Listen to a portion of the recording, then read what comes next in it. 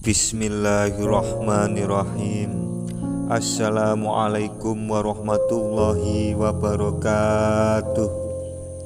Alhamdulillahirabbil alamin, wabihi nasta'inu ala umurid dunya waddin. Wassalatu wassalamu ala asrofil anbiya'i wal mursalin wa ala alihi wa sahbihi ajma'in. Amma ba'du. Saudaraku yang dirahmati Allah, di kesempatan hari ini kami akan mengkaji dasar-dasar ilmu tauhid. Di antaranya ialah yang pertama hakikat syahadat, yang kedua hakikat sholat, yang ketiga hakikat zakat, yang keempat hakikat puasa, yang kelima hakikat haji. Namun di hari ini kami akan membahas rukun Islam yang pertama saja, yaitu syahadat. Terutama untuk kita umat muslim, apakah sudah benar-benar bersyahadat? Karena syahadat itu adalah kunci yang utama, di mana ibadah kita akan benar-benar sah menurut pandangan akhlak ilahiyah. Jangan sampai kita melakukan ibadah apapun itu tapi tidak ada nilainya. Kenapa kok tidak ada nilainya?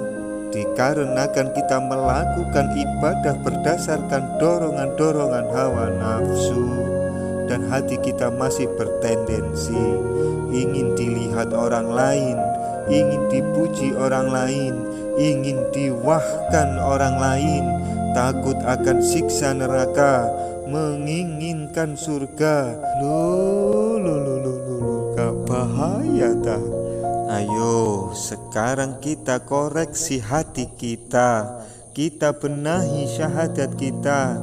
Jangan bohongi diri sendiri bahwasanya selama ini kita menjadi saksi palsu.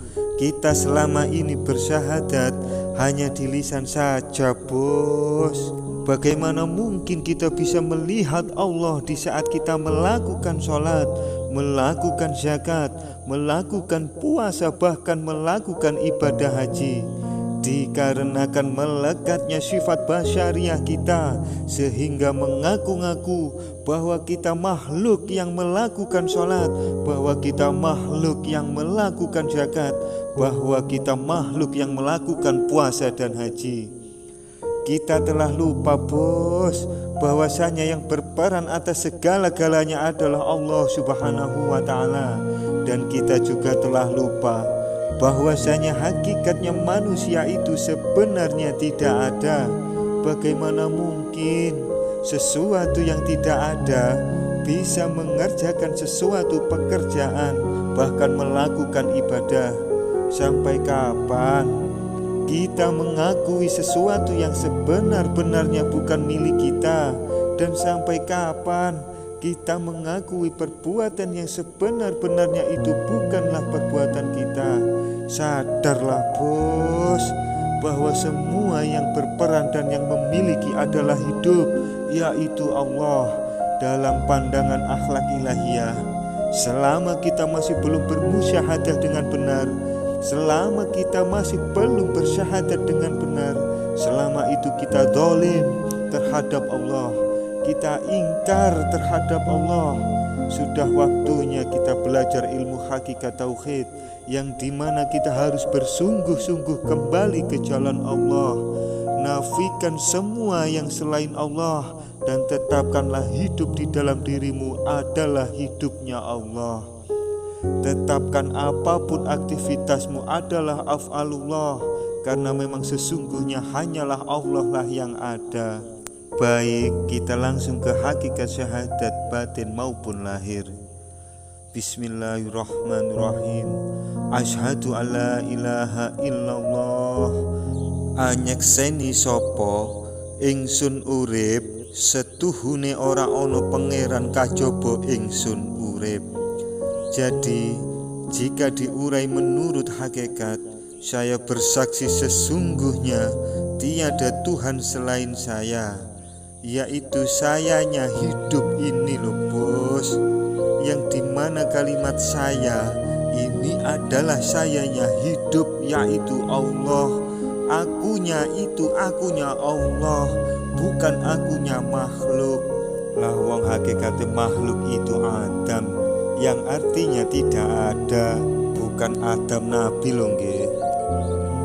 Adam itu salah satu sifat dari 20 sifat mokhalnya Allah.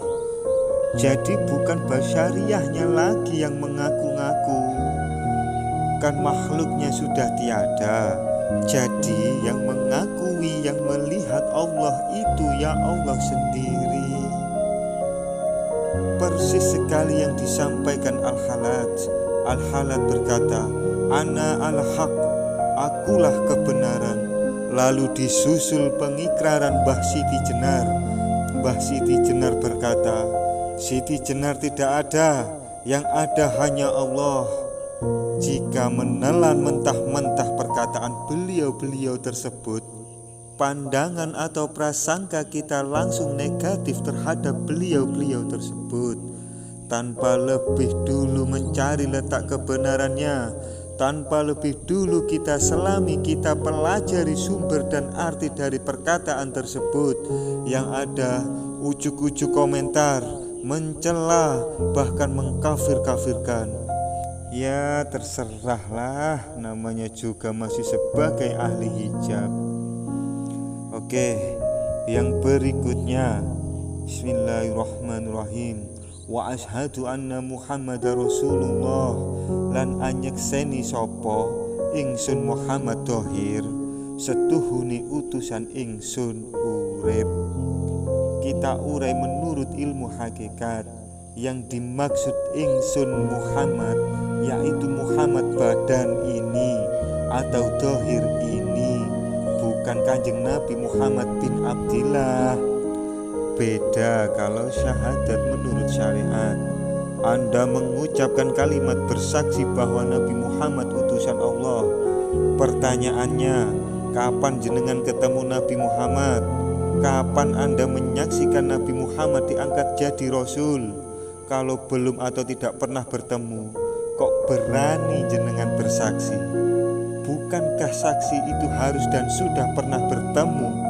Sudahlah bos, ayo loloskan diri kita ini dari taman kanak-kanak.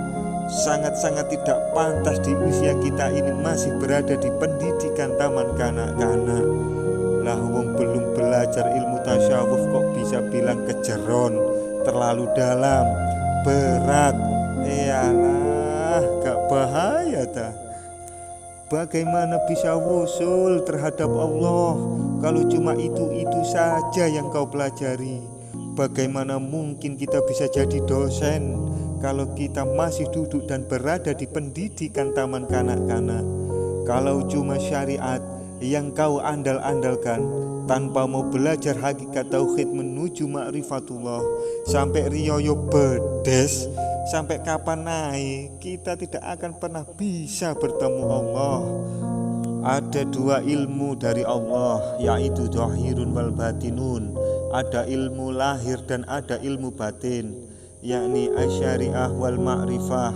Yang lahir namanya syariat, yang batin namanya ma'rifat. Fa'amaru bi syariati ala zahirina wa bil ma'rifati ala batinina, yaitu perintah Allah untuk melakukan syariat terhadap lahiriah atau jasmani kita, wa bil ma'rifati ala batinina, dan memerintahkan kepada batin kita untuk ma'rifat pada batin kita.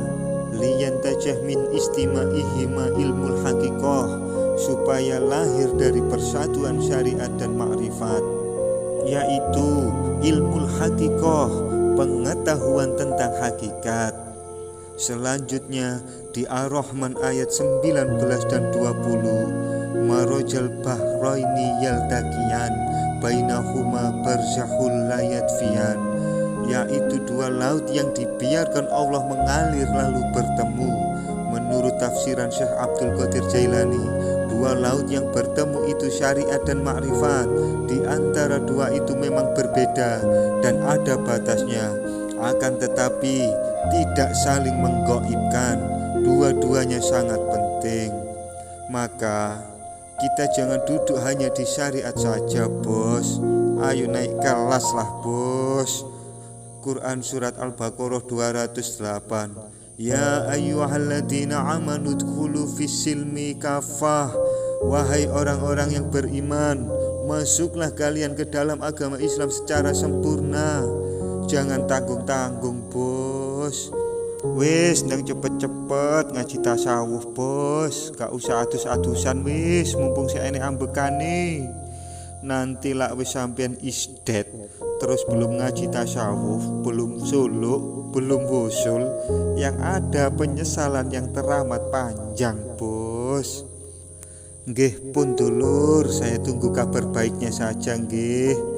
Cekap sak monten mawon, ambil yang manfaat. Akhirul kalam, wabillahi taufik wal hidayah. Wassalamualaikum warahmatullahi wabarakatuh.